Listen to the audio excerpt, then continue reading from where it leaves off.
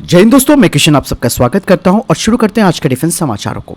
या दोस्तों, AMC fighter jet programme को लेकर एक बड़ी बात सामने आई है। दरअसल भारतीय वायुसेना के प्रमुख एपी सिंह ने कहा है कि भारत को किसी भी तरीके से एएमसी फाइटर जेट प्रोग्राम में अगर तेजी लानी है तो इसके लिए हमें फॉरेन कोलैबोरेशन यानी कि विदेशी विक्रेता के साथ काम करना होगा, उनकी विशेषज्ञता का लाभ भी उठाना होगा। यहाँ पर दोस्तों एक बात और समझने वाली है। भारतीय वायुसेना प्रमुख ने कहा है कि जो हमारा MRFA टेंडर है उसके लिए जो भी कंपनी चुनी जाएंगी उन्हीं कंपनियों को एएमसी फाइटर जेट प्रोग्राम के लिए शामिल किया जाएगा।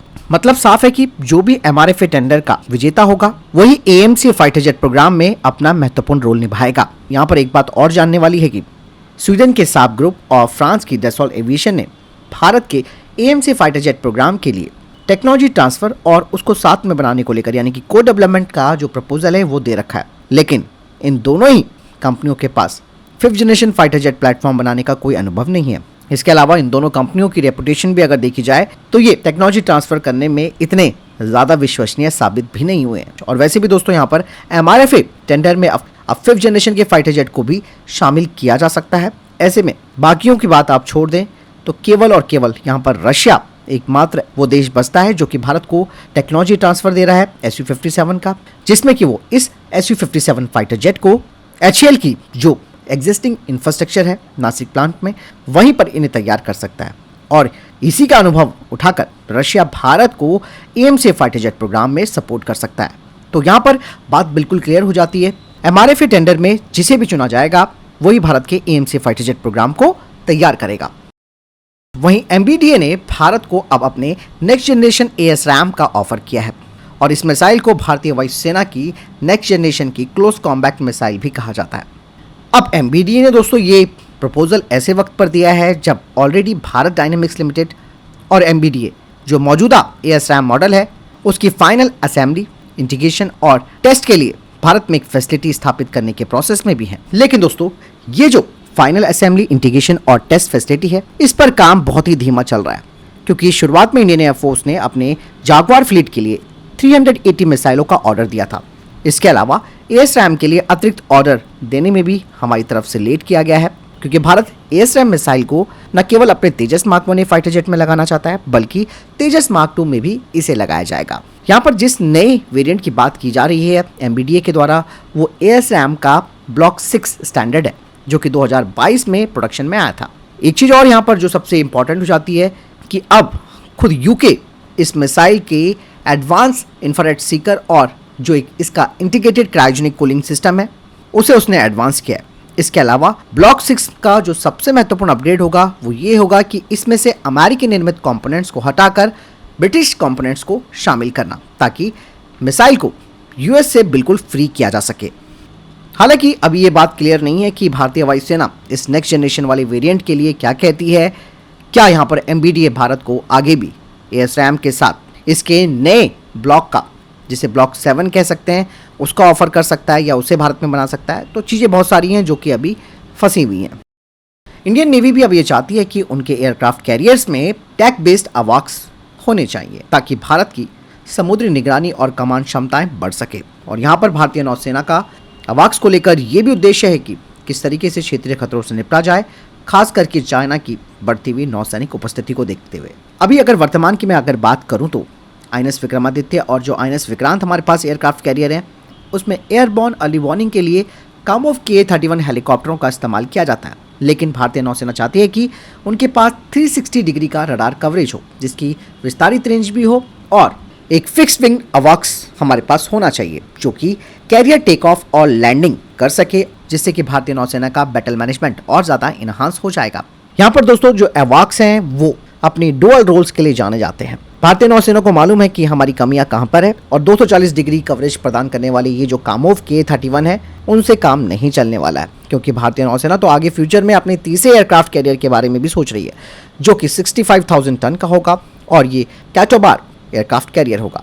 और ऐसे में इसमें अवाक्स फोर्स मल्टीप्लायर का काम कर सकते हैं जिससे कि रियल टाइम की स्थिति के बारे में जानकारी मिल पाएगी। लड़ाकू अभियानों के लिए भारतीय नौसेना को एक बड़ा फायदा मिलेगा और इनके जरिए विशाल समुद्र पर भारत क्रूज मिसाइल जैसे जो कम उड़ान वाले खतरे हैं उन पर नजर रख पाएगा। और यहाँ पर दोस्तों भारतीय नौसेना के पास डेक बेस्ड अवाक्स के लिए जो ऑप्शन है उसमें है उनमें नॉर्थरॉप ग्रुमैन का E2D हॉकाई है, इसके अलावा बेल बोइंग V-22 ऑस्प्रे, लेकिन ये दोनों ही प्लेटफॉर्म काफ़ी कॉस्टली हैं।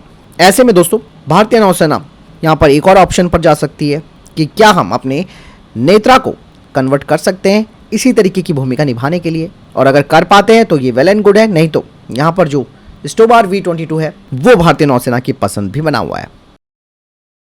भारत की प्राइवेट सेक्टर की कंपनी सोलर इंडस्ट्रीज ने अब dual mode Bhargavastra counter unmanned aerial system के बारे में अपनी जानकारी दी है, जो कि गाइडेड और अनगाइडेड हार्ड किल इंटरसेप्टर्स होने वाले हैं, जिसमें कि गाइडेड भार्गवास्त्र माइक्रो मिसाइल और अनगाइडेड भार्गवास्त्र रॉकेट दोनों ही शामिल होंगे। इनका इस्तेमाल दोस्तों स्वार्म ड्रोन्स के खिलाफ किया जा सकता है। इसके अलावा इनका इस्तेमाल लॉइटिंग मिशंस के खिलाफ भी किया जा सकता है, जो कि दुनिया भर में एक गंभीर चिंता का विषय बने हुए हैं।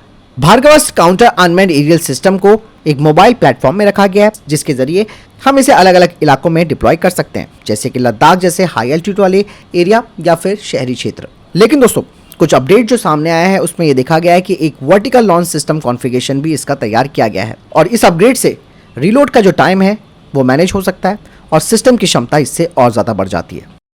डीआरडीओ ने K4 submarine launch ballistic missile के बारे में कई जानकारी दी है, जिसमें कि K4 submarine launch ballistic missile के अंडर वाटर ट्रैवल मैकेनिज्म के बारे में बताया गया है, और K4 को अरिहंत क्लास की परमाणु पनडुब्बी में तैनात भी किया गया है।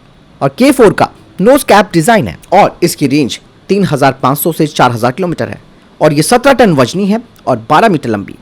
यह मिसाइल 2 टन तक की पेलोड ले जाने के लिए डिजाइन की गई है। ब्रेक अवे नोज कैप जो है वो मिसाइल की पानी के नीचे की जर्नी में एक महत्वपूर्ण रोल निभाती है। जैसे ये मिसाइल समुद्र की सतह को तोड़ती है, नोज कैप अलग हो जाती है, जिससे कि वायुमंडल में ट्रांजिशन आसानी से हो जाता है। इस तरीके की क्षमता दोस्तों ये बताती है कि K4 जैसी सतह पर आती है उसके तुरंत बाद तेजी से मुड़ जाती है, जिससे कि जो 3 डायमेंशनल मैनूवर्स हैं उसके जरिए दुश्मनों के मिसाइल डिफेंस सिस्टम से ये आसानी से बच जाती है।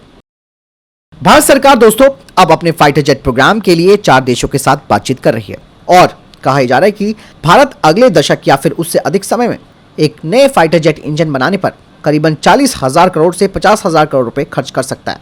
वहीं दूसरी तरफ दोस्तों AMCA प्रोग्राम के लिए रक्षा मंत्रालय ने रशिया को भी अप्रूवल दे दिया है कि वो भी भारत के साथ मिलकर इंजन बना सकता है। ऐसे में दोस्तों रशिया ने भारत को अपने 142 किलो न्यूटन का product 177S 5th generation fighter jet का ऑफर किया है, जिसे कि AMCA फाइटर जेट पर लगाया जा सकता है। इस इंजन के कई फीचर्स हैं, जैसे कि इसका stealth treated thrust vector control nozzle, इसकी फ्यूल एफिशिएंसी भी काफी इंप्रूव की गई है, और इसकी सर्विस लाइफ भी बढ़ी हुई है करीबन 6000 घंटों तक। ऐसे में रशिया यहाँ पर एक स्ट्रॉन्ग कंटेंडर के रूप में उभरा है, जो कि भारत के 5th generation fighter jet programme में अपनी मजबूत दावेदारी कर रहा है। यहाँ पर दोस्तों जो प्रोडक्ट 177S है, इसका इस्तेमाल न केवल AMCA फाइटर जेट के लिए किया जाएगा, बल्कि खुद रशिया इसका इस्तेमाल Su-57 पर भी करेगा। और Su-57 का ऑफर रशिया ने भारत को फुल ट्रांसफर ऑफ टेक्नोलॉजी के साथ भी दिया है, और इसके लोकल प्रोडक्शन के लिए वो HAL के नासिक फैसिलिटी का भी इस्तेमाल कर सकता है। यहाँ पर दोस्तों AMCA को बनाने वाले जो इंजीनियर्स हैं वो अभी इस बात की ओर फोकस करके रखे हुए हैं कि उन्हें कम से कम 120 किलोमीटर थ्रस्ट क्लास वाला इंजन चाहिए, जिससे कि फाइटर जेट की जो परफॉर्मेंस है वो बैलेंस हो सके और ये स्टेल्थ और सुपर क्रूज क्षमताएं हासिल कर सके। ऐसे में प्रोडक्ट 177S ये तो इन लिमिटेशन से काफी आगे तक जाता है, जो कि हमारे फाइटर जेट को न केवल हाई स्पीड देगा, बल्कि AMCA फाइटर जेट की जो मैनेवरेबिलिटी है उसे भी बढ़ाएगा। शक्ति समूह और शक्ति एयरक्राफ्ट इंडस्ट्री को 200 से अधिक ट्रेनिंग एयरक्राफ्ट का एक शुरुआती ऑर्डर मिला है। एरो क्लब ऑफ इंडिया और ऑस्ट्रिया के साथ उनके DA-40 NG के लिए एक MOU और टाई अप किया गया है, जिसके बाद डायमंड एयरक्राफ्ट के अन्य मॉडलों का प्रोडक्शन किया जाएगा। वहीं दोस्तों पाकिस्तान को लेकर एक बड़ी अपडेट आई है सामने। बलूचिस्तान में पाकिस्तान की ट्रेन ही हाईजैक कर दी गई है, जिसमें कि 500 यात्री बैठे हुए थे। इस ट्रेन का नाम जाफर एक्सप्रेस बताया गया है। दरअसल पहले तो ट्रेन में फायरिंग की गई, जिससे कई लोग घायल हो गए। इसमें ट्रेन का ड्राइवर भी घायल हो चुका है। उसके बाद BLA ने इस ट्रेन को हाईजैक करने की रिस्पॉन्सिबिलिटी ले ली है। वहीं दोस्तों कहा जा रहा है कि सबसे पहले जो ये हमलावर थे उन्होंने रेलवे ट्रैक को ही उड़ा दिया। बाद में 400 से अधिक यात्रियों पर गोलीबारी भी की। इस ट्रेन में 500 से ज्यादा यात्री बताए जा रहे हैं। पाकिस्तान में गृह युद्ध की सिचुएशन बढ़ चुकी है। एक तरफ से TTP ने उन्हें घेर रखा है, दूसरी तरफ BLA ने इनकी बाट लगा रखी है। भारतीय नौसेना के लिए 26 राफेल मरीन का सौदा अगले महीने साइन किया जाएगा। तो फिलहाल ये थे अभी तक के टॉप डिफेंस अपडेट। वीडियो के सामने कोई प्रश्न जवाब या आपका कोई सवाल है कमेंट सेक्शन में लिखकर जरूर पूछ सकते हैं। वीडियो को लाइक और शेयर जरूर कीजिएगा। जय हिंद, वंदे मातरम।